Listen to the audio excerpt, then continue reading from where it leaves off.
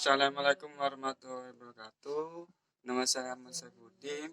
NIM N20928 akan menerangkan mengerjakan UTS yang membuat video-video sebelumnya, yaitu jenis pengangguran friksional, pengangguran siklikal, pengangguran struktural, pengangguran teknologi.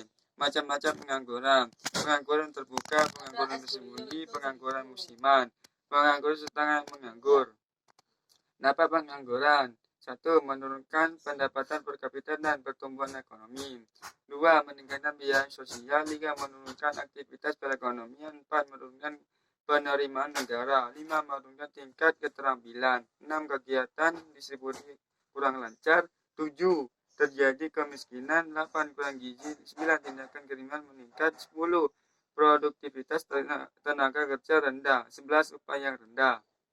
Cara mengatasi pengangguran: menyelenggarakan bursa tenaga kerja, informasi lowongan kerja, memberi pelatihan kerja, membuka lapangan kerja sebanyak-banyaknya, meningkatkan peredaran modal usaha, meningkatkan jiwa kewirausahaan, dan migrasi. Penyebab pengangguran: 1. Tidak tersebarnya penawaran dengan permintaan pekerjaan. 2. Turunnya pengeluaran total dan output. 3. Perubahan teknologi. 4. Waktu yang dibutuhkan untuk mencari pekerjaan. Solusi pengangguran perspektif ekonomi Islam. Mekanisme individu, mekanisme sosial ekonomi, pengangguran dalam ekonomi Islam, pengangguran jabariyah terpaksa, pengangguran iya pilihan. Dan selanjutnya, uang dan fungsinya. Fungsi uang menurut ekonomi Islam: 1. Sebagai alat tukar. 2. Sebagai alat hitung. 3. Sebagai alat penyimpanan kekayaan. Jenis-jenis uang menurut bahan pembuatannya, yaitu uang logam, uang kertas.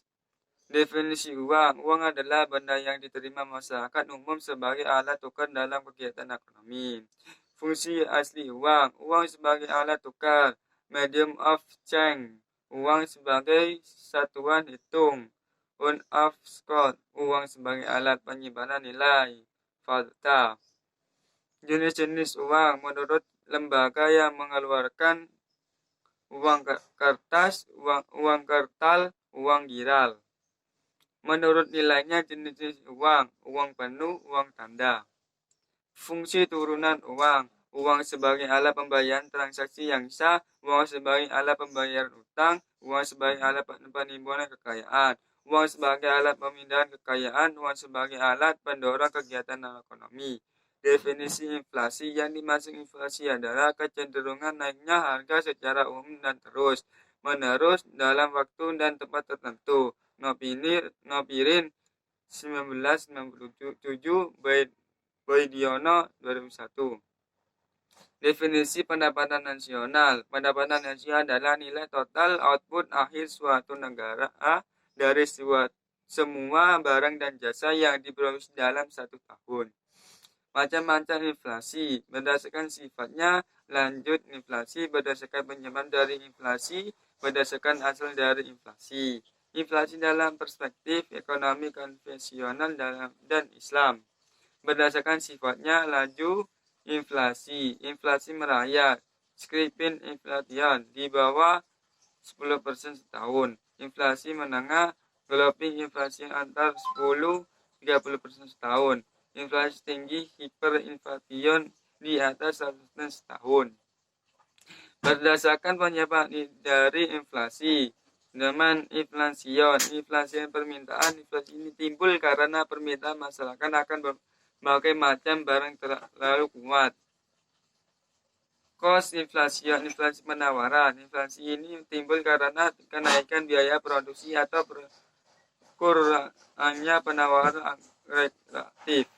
Berdasarkan asal dari inflasi: inflasi yang berasal dari dalam negeri, domestic inflation. Inflasi yang berasal dari luar negeri, imported inflation.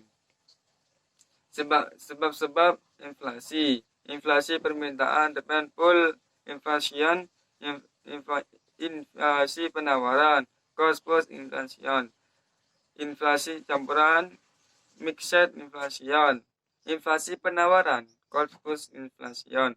Cost push inflation disebabkan oleh terjadinya penurunan penawaran total agar supply sebagai akibat dari kenaikan biaya produksi. Pengertian pengangguran. Pengangguran adalah orang yang masuk dalam angkatan kerja 15 sampai 64 tahun yang sedang mencari pekerjaan dalam bentuk pendapatannya. Inflasi campuran. Inflasi campuran yaitu inflasi yang mengandung unsur demand pull dan cost pull. Inflasi ini sering disebut inflation, human error inflation. 1. Korupsi dan administrasi yang buruk, corruption and bad administration. 2. Pajak berlebihan, excessive tax. Pencetakan uang dengan maksimum menarik keuntungan secara berlebihan, excessive sharecropper. Natural inflation, inflasi jenis ini diakibatkan oleh sebab alamiah yang mampu dikendalikan orang. Menurut Ibn al-Maghazi, inflasi ini diakibatkan oleh turunnya penawaran agar kreatif AS atau naiknya permintaan akademik AD. Pembagian inflasi dalam ekonomi Islam, natural inflation, human error inflation. Berdasarkan hasil dari inflasi, inflasi yang berasal dari dalam negeri, domestic inflation, inflasi yang berasal dari luar negeri, boosted inflation, inflasi permintaan, demand pull inflation, inflasi permintaan, demand pull inflation. Menurut penjabatnya, inflasi dapat terjadi melalui inflasi permintaan, demand pull inflation, permintaan akan barang oleh masyarakat berlebihan.